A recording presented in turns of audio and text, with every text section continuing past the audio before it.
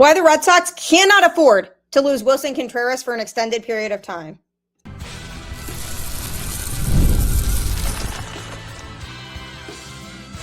You are Locked On Red Sox, your daily Boston Red Sox podcast. Part of the Locked On Podcast Network, your team every day. Hello and welcome to Locked On Red Sox, your daily Boston Red Sox podcast, part of the Locked On Podcast Network, now the #1 sports podcast network. I'm your host, Gabby Maljanian, and today's episode is brought to you by Game Time. Download the Game Time app, create an account, and use code LOCKEDON for $20 off your first purchase. Hope you all had a wonderful Mother's Day celebrating with loved ones and your mom or whoever your mother figure has been in your life. Hope you showed her lots of appreciation yesterday. And in honor of Mother's Day, the Red Sox players all did something different to honor their moms. And on today's show, I'm going to be talking about the Mother's Day comeback of Justin Slaten, who was activated from the IL. Big day from a player who hadn't previously been performing well at the major league level in a full circle moment. And what is some very concerning news for the Red Sox. So this is a team that this season just has yet to find a lot of consistency in general. Some guys that are up and down at the plate or are struggling to find their stride. Some guys who just haven't really been able to figure it out in general, like Trevor Story, who made another error yesterday in the Red Sox loss in the field, and he just hasn't been hitting well either. So he's an example of a player who just in general hasn't been able to figure it out. But Willson Contreras, out of everything that's gone on with the Red Sox this season, has been one of, if not the team's most consistent player. Offensively, he's been really good, and defensively at first base, he's been really good.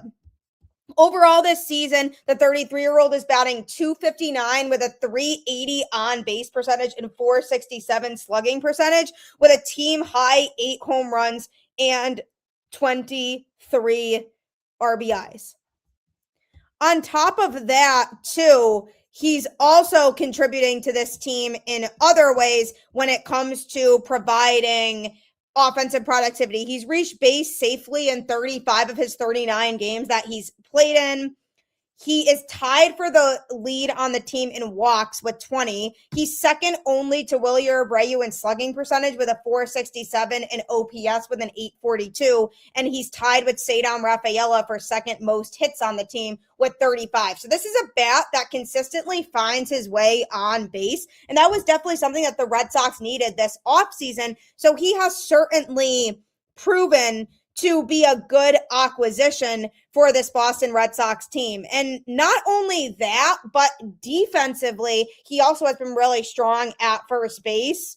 He has 77 innings recorded so far defensively for this Red Sox team and a 1.00 fielding percentage, essentially 1,000, which means that he hasn't made an error at first base.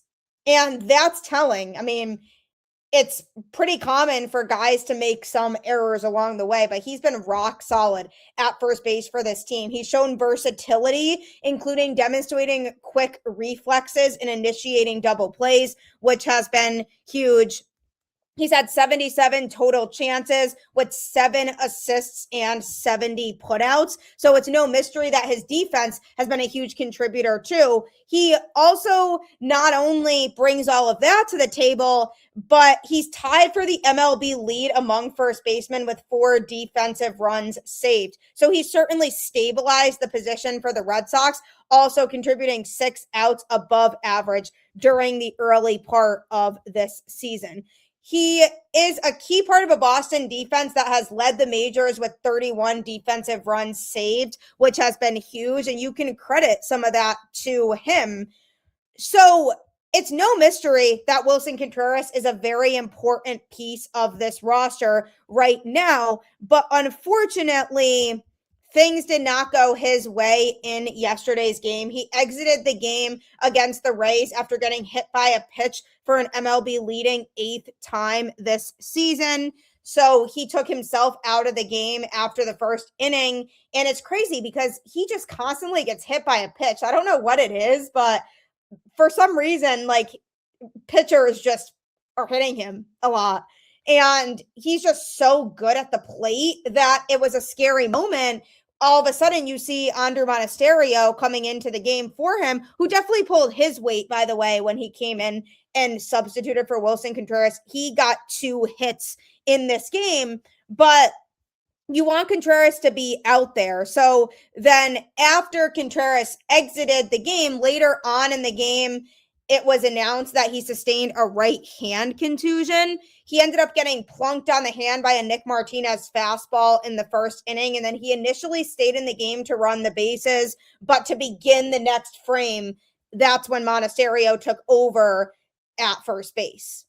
So it's no mystery about the fact that this is hugely concerning for this Boston Red Sox team. He's reached base in 14 straight games since moving to the number 2 spot in Boston's batting order on April 25th, and his .406 expected weighted on base average ranks 12th among all qualified hitters. The Red Sox are already without Roman Anthony, who went on the injured list Thursday with a sprained right wrist. And aside from Contreras, Wilyer, Abreu, and Cedar Rafaela, are the only hitters right now with an OPS of 750 or higher this season. They really are the only players who have consistently been hitting a lot. By the way, shout out to Cedar. I mean, lots of credit to him because I've been defending Cedar for a while now, and he just continues to show improvement at the plate. But outside of those 3, you don't really see as much consistently productive at-bats. We're starting to see a little bit more from Marcelo Meyer as of late, which is good. He's swinging with more confidence. Caleb Durbin's starting to come around a little bit. But if you take Contreras out of that lineup, that's a big loss, because then you have a guy in your number 2 hole who gets on base a lot that's just not in the lineup. And that's definitely bad for a team that needs the productivity. So the good news in this situation is that he already got his initial x-rays done. And the update on that was that the initial scans were negative. So the Red Sox are hopeful there. And obviously having the off day today should help. So they'll probably reevaluate after that. It doesn't sound like they're going to immediately place him on the injured list. They're just going to see how he feels with the off day. But they absolutely cannot afford to lose somebody who just consistently gets on base. Fun fact about him is that he finished 3rd in the majors with 23 hit by pitches last year when he played for the Cardinals, and he's been hit 137 times in his career, including a season high 24 times in 2022 when he played for the Cubs. So if you're looking for a guy who gets hit by a pitch quite a bit, that would be him. He had successfully challenged the second pitch that he saw from Nick Martinez in that at bat. And then the next pitch was a 94.2 mile per hour sinker. And that's the one that hit him on the outside of his wrist.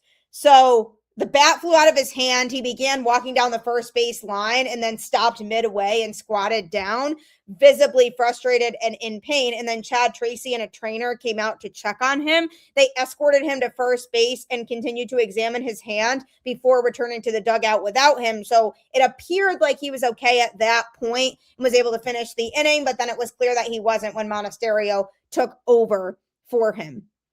So got to monitor this situation because they absolutely cannot afford to lose their most consistent hitter, a guy who was able to get on base even on days when it doesn't feel like the offense in general really has it. And if you see an opposing pitcher cruising through, a lot of times Contreras is a bright light in the offense who's still getting on base despite the fact that other guys in the lineup just are not. And this is one of the biggest reasons why I liked the Contreras move when they brought him here, was because he has a bat that's fitting for Fenway and he just gets on base consistently. And as a catcher turned veteran first baseman. He just has a really strong sense of the plays that need to be made on defense, the right play to make, and his defensive ability really shines through. So hopefully he takes the off day and he's able to be fine after that, but definitely a situation to continue to monitor because the Red Sox absolutely need him in this lineup.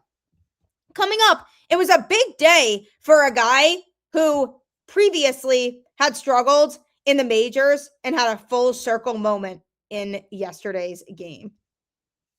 If you're looking to score great deals on tickets to any sporting event, live event, you name it, the best place for you to go is Game Time. Game Time 100% gives you the advantage because there's constant innovation. It's how you unlock amazing tickets and experiences in just a few taps. The best thing about Game Time is it's really simple to use. The Game Time guarantee actually means you get 100% authentic tickets delivered on time at the best price. And the best part is that fees are included in the price you see. So what you see is what you pay, period. The seat views feature is also huge because I can actually see the panoramic view from my exact seat before buying tickets, so I know that it's not going to be obstructed. 2 taps and it's done. No stress, no hidden fees, just great seats in minutes. That's what makes it so easy to decide last minute to hit a game. Take the guesswork out of buying MLB tickets with Game Time. Download the Game Time app, create an account, and use code LOCKEDON for $20 off your first purchase. Terms apply. Again, create an account and redeem code LOCKEDON for $20 off. Download the Game Time app today. It definitely will not disappoint you. And the other thing that won't disappoint you is the Everydayer Club. So check that out for ad-free episodes and access to a group chat with me and other listeners of this show. Tap the link in the show notes or go to lockedonredsox.supercast.com to sign up.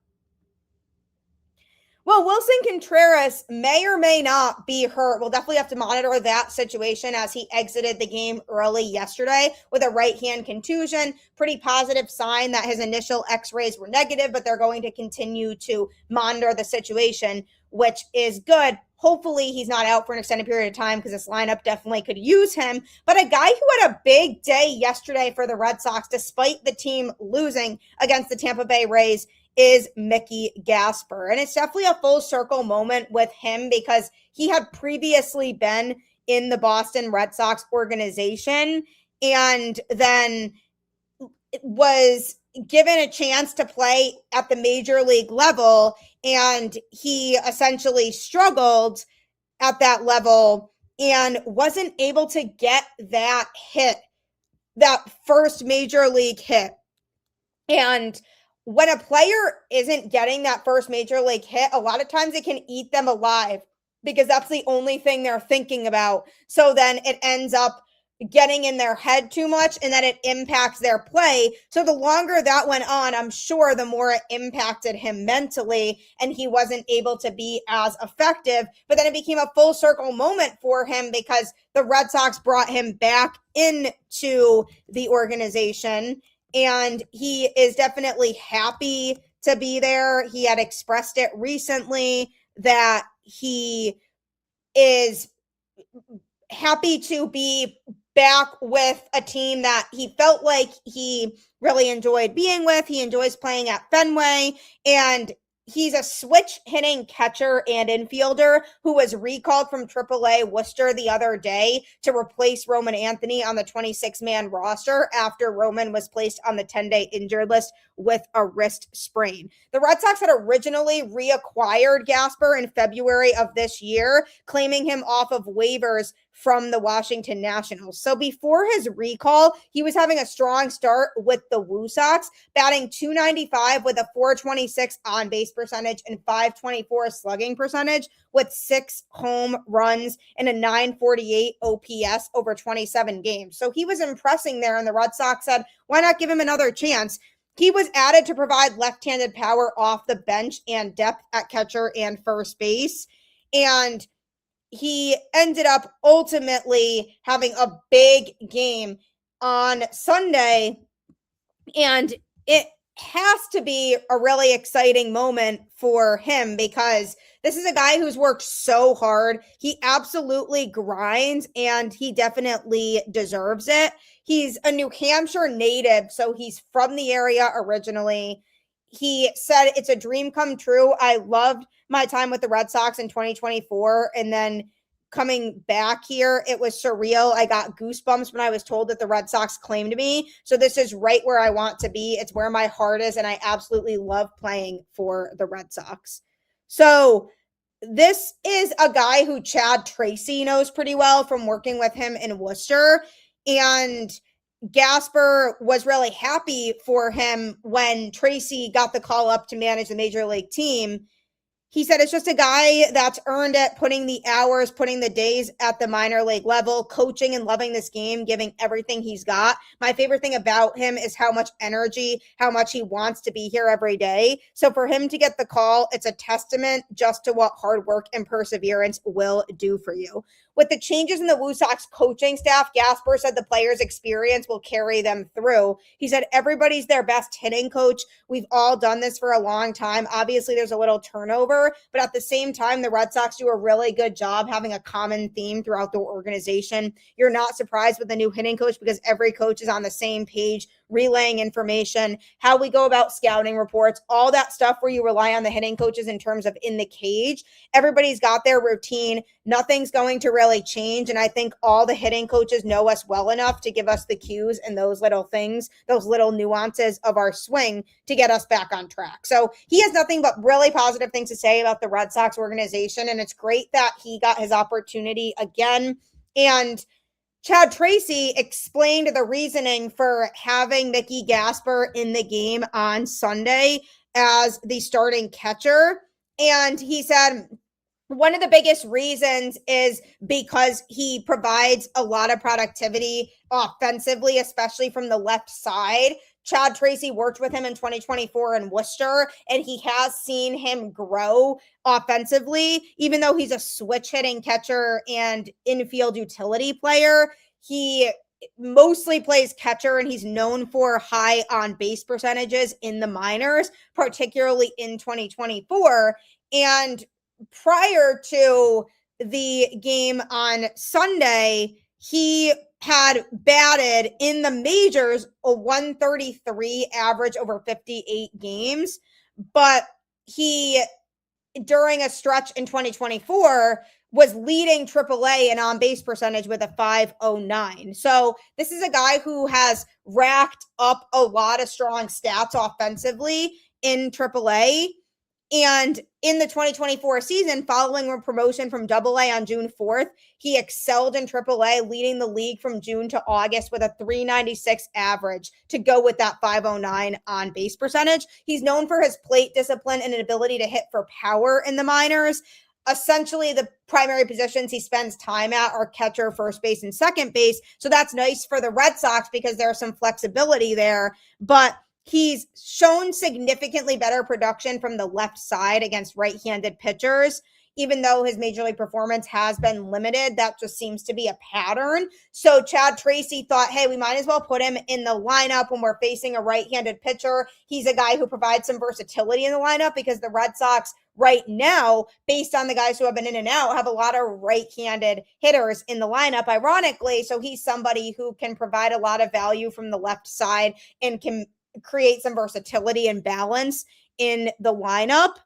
And he's also a guy who Chad Tracy explained has gotten a lot better defensively since he saw him in 2024. He feels like his framing is better. His ability to block balls behind the plate is better. And just overall defensively at the catching spot, Chad Tracy feels like Gasper has come a long way in that regard. And also when it comes to Peyton Tolley, that was another thing that Chad Tracy explained was a factor in the decision in starting Gasper at catcher. He said he knows Tolley. He caught him 2 or 3 times down in Worcester. I watched him do it, and he knows how to handle him, knows his arsenal, and knows what his usage is. And the left-handed bat, which is a very, very quality at bat from the left side. So Tracy's thought process essentially was, well, if we're going to use this guy, this would be a good game to use him because he can balance out the lineup a little bit, and Peyton Tolley is comfortable with him catching. So he had Mickey Gasper play at catcher, and boy, did that end up being a good decision. He batted sixth and went 3 for 4, drove in a run, and he was getting some really good swings in, 2 doubles, a really hard hit double that bounced off the monster for his first major league hit in a Boston Red Sox uniform. And I'm really happy for him because during his time up previously, he just couldn't get that first hit. And now he finally has, and it has to feel good. And he just had a really good day at the plate going 3 for 4. So his batting average now based on that game is 750 with a 750 on base percentage and a slugging percentage of 1.25. So hopefully he continues to grow on that. But that was a huge game for him. And now it really makes you wonder, where is he going to fit into things moving forward? Because obviously there's the Willson Contreras factor. If Willson Contreras does end up having to go on the injured list, they could have Gasper play first base because he has played in the infield, and then their usual catching tandem of Narvaez and Wong can continue to be in the catching spot. And then when Roman Anthony gets activated, maybe they send Gasper back down to AAA, which is probably likely. But in the days moving forward until Roman is able to come back, and them having Mickey Gasper here, is this a guy that Chad Tracy's going to continue to utilize at the major league level in some capacity? Is he going to be a guy who catches, or Wong and Narvaez going to take a little bit of a back seat? Narvaez actually did come into the game yesterday to pinch hit in the DH spot for Masataka Yoshida. So obviously he still sees himself using those catchers, but I think the Willson Contreras situation is a factor. And then when Roman comes back, him probably being sent down, assuming that Contreras is healthy. But I would be interested in seeing how over this next week he works into the whole thing with Roman still being out, and does he get opportunities or not? But either way, I'm very happy for him and proud of him. And if he continues to ball out, Red Sox could be in an interesting predicament when it comes to the catching spot. But the Red Sox, again, may have lost the series against the Rays, but they did get a key reliever back in this one. I'm going to be discussing that next. If you've got a sweet tooth like I do, you know how tough it is to find that perfect treat without all the sugar. That's why the Confetti Craze 5-Hour Energy Shot brings that nostalgic flavor back in a whole new way. This is that classic taste you remember, but with a tasty caffeine boost and 0 sugar. It's a quick, easy way to satisfy that sweet craving while keeping things simple and on the go.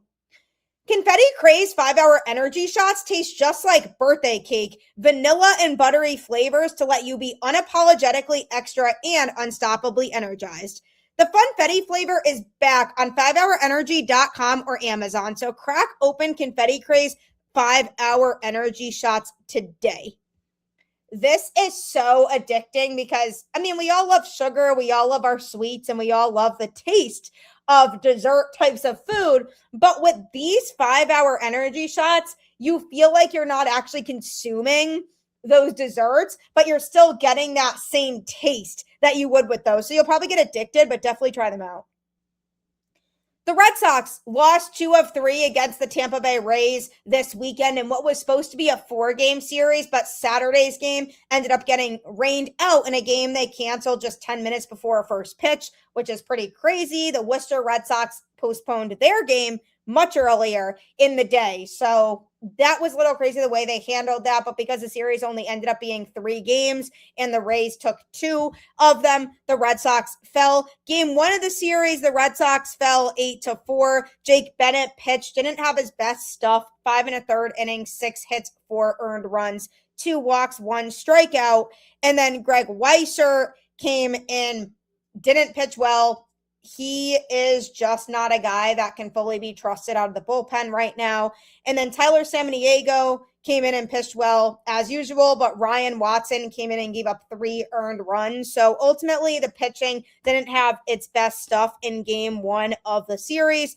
Game 2, the Red Sox won 2-0 on the back of another dominant pitching performance from Connolly early. 7 strong innings, 4 hits, no runs, 1 walk, and 8 strikeouts. So that was something that was very, very nice to see.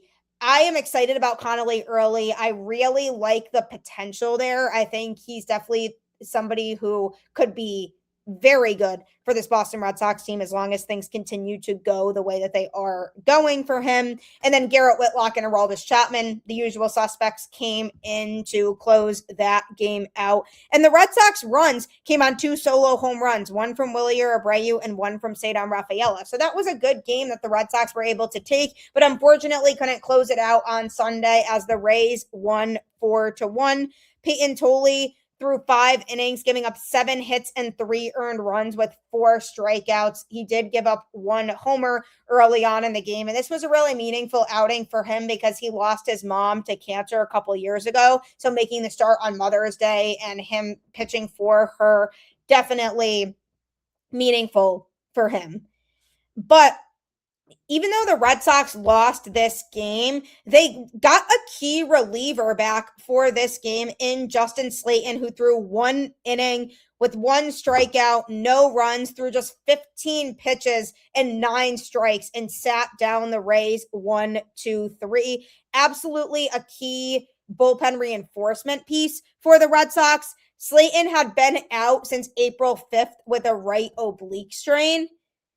And he said, anytime that you're down, it sucks. It felt like the longest month of my life, but yeah, I'm happy to be back. If you listened to the show earlier this week, I ran some clips from the interview that I had with Justin Slaten in Worcester after he made his rehab start there. And he was feeling really good and felt like he had checked off all of his boxes and able to return. And sure enough, after that outing, the Red Sox felt good enough about bringing him back. So he's definitely excited to be back. And this is key for the Red Sox because with him back in the mix, Chad Tracy has a steady 7th inning reliever to use now in high leverage situations in front of Garrett, Whitlock, and Aroldis Chapman. To make room for Slaten on the roster, the Red Sox optioned righty Jack Anderson to AAA Worcester, who had really only been up for 1 day after the Red Sox optioned Jake Bennett down to Worcester after his start in the opening game of this series. So having Slaten back is key because rather than having to feel like they have to stretch out other guys for multiple innings who may not necessarily be multi-inning relievers, now they have Slaten back in the mix who can come in and pitch a 7th inning in a close game before it gets to Whitlock and Chapman, as opposed to saying, okay, we have Zach Kelly out there, or we have Greg Weissert out there, or we have Tyler Samaniego out there. Those guys have to try to pitch 2 or 3 innings, or Giovanni Moran, who has proven that he can pitch more than 1 inning in relief, but guys who you wouldn't want to see in multiple innings may have been throwing in multiple innings because of the lack of having Slaten there. So this is really notable for the Red Sox pen, and also just the fact that he is a high leverage guy. You want your high leverage guys in there and all of them available to be able to pitch in the close game. And Chad Tracy actually said, I think everybody knows that when Slate's healthy and in the bullpen, between him, Whitlock, and Chappie, we're going to rely on those guys at the back end of the bullpen. When you add Slaten into the bullpen, it slides some really good arms, maybe back a little earlier in the game, and the ability in your mind, like, can you start shortening the game? So having that, especially on a day where you look up and all 3 of them are available, you shorten the game. This is the 3rd time in Slaten's 3 seasons with the Red Sox that he's been on the injured list, and it's been a different injury each time. He actually mentioned that during that interview in Worcester. He basically said, it always sucks when you get hurt, and this is my 3rd time dealing with an injury in my time in Boston, and it's not ideal, but just doing what I can to get back up. He said, yeah, to be honest, it never gets any easier. If anything, it gets worse. The first time you're on the IL, you're optimistic, like, hey, is this what we've got to do to get back? And that's just it. this time it's like, God, I'm doing this again. So it never gets any easier, but having done it before, it does make it a little bit more like I know what I have to do to get back. So I'm just able to come in and just try to keep a positive mindset and attack every day the same. On his minor league rehab assignment, he made 2 total appearances and was absolutely lights out in both of them. One was with the Portland Sea Dogs, and the other one was that one in Worcester that I was there for that I've talked about. He tapped out at 97.1 miles an hour in his most recent one on Wednesday. He said, yeah, I felt really good. I felt really good at Somerset on that outing before. Felt really good in Worcester. Felt good in bullpens. So, yeah, everything feels really good right now. So, for him, he's happy to be back. And it was an absolutely flawless outing for him to go along with the 1 strikeout. He got 1 whiff at 17%. And also his arsenal was up a healthy tick plus 1 mile per hour all around as his fastball touched 99 miles an hour, which was really good to see. So he has 10 Ks through 6.1 innings pitched, including MLB and rehab outings this year. So that's great to see out of him. And a fun fact about Justin Slaten is that he did not allow an earned run over a career high 11 appearances from May 8th to August 29th last year, totaling 12 innings pitched. He also set a career-long scoreless streak from May 8th to May 27th, working 10.2 scoreless innings in 9 appearances. So obviously, this is a key pitcher to have back in the pen. And for the Boston Red Sox, a team that is struggling to find that consistency, they need their high leverage arms. And when they're in close games moving forward, hopefully they can now feel a little bit more confident knowing they have their 7th, 8th, and 9th inning guys all set between Slaten, Whitlock, and Chapman. Those are the guys they are going to go to if they're winning and it's a tight game and they need to conserve a lead. So feels like things are starting to come a little bit more together in terms of guys coming back from injury. Garrett Crochet, hopefully on his way back. Roman Anthony, hopefully on his way back. And then we can start to hopefully string together some wins. Tough series against the Rays, but they are a really good baseball team. And the Red Sox definitely are getting some guys who are starting to hopefully find their stride here. So we'll see how things play out. But thanks so much, as always, for tuning into Locked On Red Sox and making it your first listen of every single day. Make sure you subscribe and follow the show on any podcast platform so you get all of the latest episodes, and continue to tune in Monday through Friday, wherever you get your podcasts. Also, you can follow me on social media at Gabby Maljanian on Twitter and at Gabby_Maljanian10 on Instagram. You can also follow the show on Twitter at LO_Red Sox. So make sure you follow me there. Plus, if you never miss an episode, the Everydayer Club is built for you. Get Locked On Red Sox ad-free, plus members-only Discord access and more. Head to LockedOnRedSox.supercast.com to join the club. For those of you on video, I now send you to the first ever 24/7 national Locked On Podcast Network YouTube channel. On audio for your second listen, go check out Locked On MLB. Thanks so much, as always. Keep the faith, go Red Sox, and I'll catch you on the flip side.